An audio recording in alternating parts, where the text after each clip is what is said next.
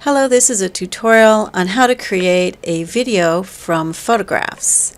We're starting here in Photoshop, and I already have several layers of images that I've put together.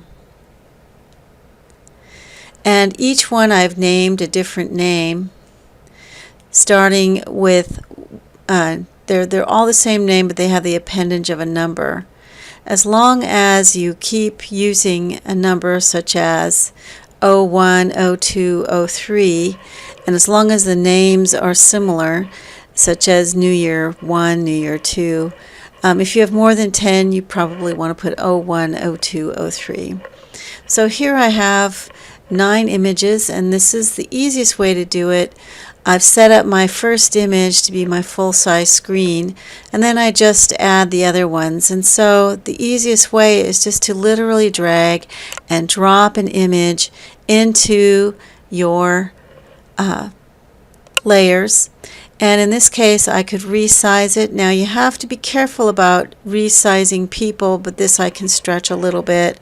It needs to be locked in, so I hit enter, and you'll notice that the sizing has completed. And I just need to rename this one so it's in sequence. And that's part of the important part of being organized. Okay, this is ready to go. I'm going to go ahead and save it. And you always want to be very organized with your video. In this case, I can create a new folder and call it New Year Video.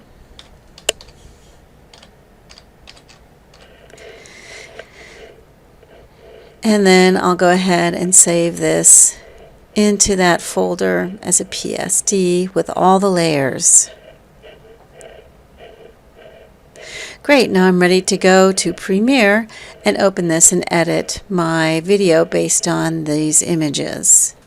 Alright, here I am in Premiere Pro, and I'm at the Splash Welcome screen where I will just create a new project. I'll give it a name. In this case, I'll call it New Year. And I will navigate to where I want it to save. In this case, I'll go ahead and put it on my D drive in teaching and in my video tutorials. So that way everything will be saved where my source files are, and everything will be ready to go. Now this is referential, so you do want to be organized. So I should make sure that all my files are in that place. I would just choose your basic default until you get to this screen. Now this is your basic Premiere screen, and the first thing we want to do is import. And I'm going to import that New Year's sequence that I created in Adobe Photoshop. And because it was many layers, it's going to ask me, do I want to merge my layer? And the answer to that would be no. If I do that, I'll only have the top image showing. So I'm going to choose individual layers here because it makes it better for putting it on the timeline. You can choose sequence, but when you do that, it basically stacks all the layers on top, which is great for motion graphics when you do want everything to be in place and to be able to move everything separately. But in this case, I want individual layers. So I'm going to select OK. Now what I want to do is down here in the project folder, here's a little bin or folder with all my different 9 images there. This was the one before I had it, the other. So everything is in order, and I'm going to select all. And I'm just going to drag them down here and drop. What it's going to do is put all the layers on one video layer. And as you see, I can scroll through. Each one is 5 seconds long. So that's a perfect thing to start with. The next thing I need to do is I probably want to get some effects. So I'm going to go to Effects, and I'm going to say I want to do some video transitions. I can easily add a cross dissolve by just dragging and dropping, and here is my zoom. I can zoom way in and see the cross dissolve. So I can then I can go in and just add them to each one. I could decide to make them quicker or shorter by just zooming way in and adjusting by double clicking the length of my duration. I'm going to just leave it at 1 second. It's nice when you have 5 seconds in your images. It does allow you to have a good time of adding transitions in addition to just when the image will be holding on the screen. And so this is how easy it can be. I like to add a dip to black at the end and also at the beginning. That way it starts black, and then you'll see we'll dip in right to our image, and then we'll have our cross dissolve. When I want to, I can also right click and import here, and I could choose some music. In this case, I'll just choose one of the ones that we have and open. And I would just drag this down here to the audio line. You'll notice that I can make it a little bit larger and actually see the sound. Now, since we have our visual dipping from black, let's go back to effects, and instead of our video transitions, we'll use our audio transitions. And here I'm going to just do an exponential fade. And that way, as I play it, we have a nice transition onto the screen. Now, I don't need the end of this, so it's real easy to get the razor blade tool and just click and then select and delete. That gives me my basic transitions. But let's say I wanted to do more of a pan and scan. If I double click the image, I'm going to close. It brings it up here in the viewer, so I know I'm dealing with this image. I go to Effect Controls, and at the beginning I want to set a keyframe for position and scale. You can see the little edge of the keyframe there. And then at the end, I'm going to go ahead and increase my scale. Now, usually you only want to increase it about 10%. Ideally, you want to have your images start off at 10% larger than the screen. So when you get at the end, you're really at 100% and you start at 90%. But here I have a nice little zoom that happens. The other thing you can do is actually move and scan. So I'm going to click on this one. That's verifying that I'm in the little flying bird here. Again, in motion, I will click position and scale. That turns on my keyframes. Now any change I make will be reflected in the will be reflected by a new keyframe being added. So let's say I want to go up to 120, and I can use this to move so that my little bird is a little closer in the middle of the screen. I have to be careful there's not too much room there. So now I'm going to be scanning there. And it just adds a little sense of motion. Now, if I'm going to have a speaking voice, I want to make sure to go into the music and turn down the volume. So let's say if I wanted to add another audio, I would just import that, drag it over here, and let's say that would be my speaking audio. And I don't have anything right now, but let's just pretend that I've added something here, and I want to actually turn the music down. If I click on it, you'll notice since I'm in Effects Controls, it brings up my volume. And 0 is the idea of that's the basic. So anything that's negative would be a little quieter.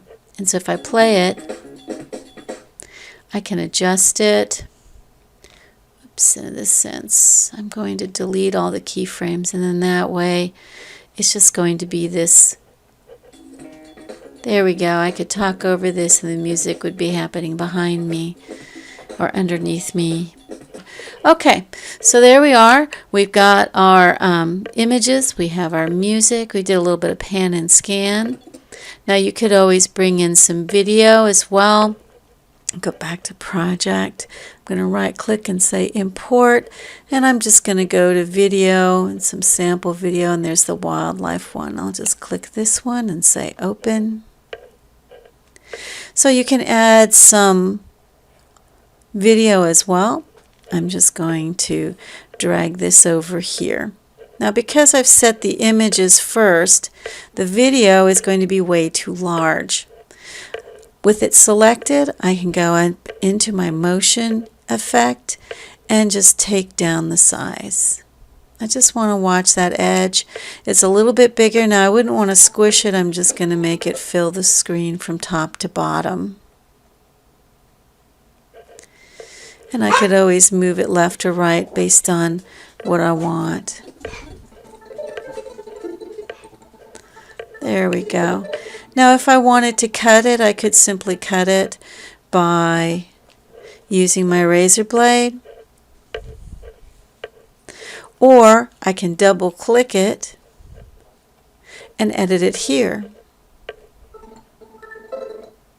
Let's say I want to do the little bird sequence. I'll use the left bracket for my end point or the letter I, and then I will find where it ends, and I can either use my right bracket or O. Now if it's already down here in the timeline here, so I just need to move it over. Make sure you have it in the center. I can always zoom in and adjust it over. There's my dog in the background. She's finding something interesting.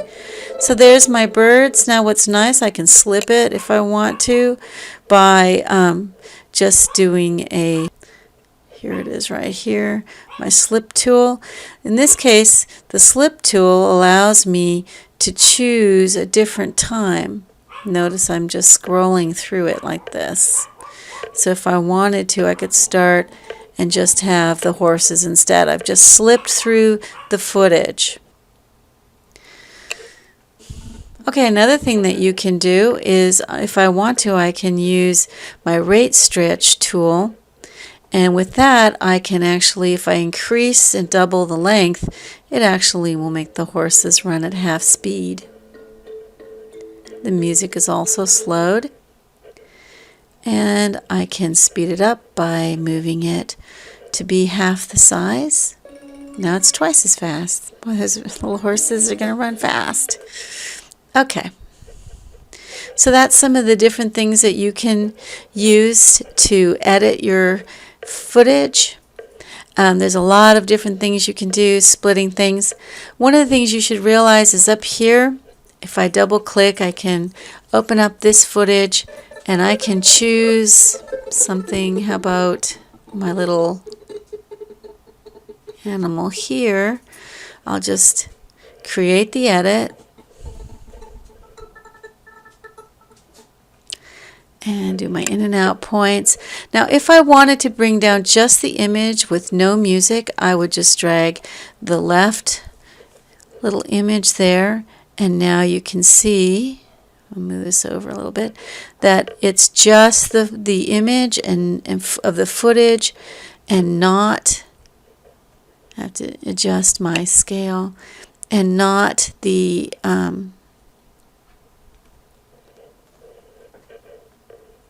oops, I was in the wrong thing. Something got changed. I'll go ahead and select that, and under motion I'll say scale and bring it down. I probably redid my horse scale. There we are, right there. And I'll have to bring that to normal then. Here we go. So no sound there. Now if I wanted to, I could just bring down the audio. If I bring it up here, now you can see the audio is there. See, this one's already been edited. That's why I can't change the audio. Over here, this one is the footage, and it's referential. It brings in that footage each time, and now I can just drag my sound down there. So it's going to have different music.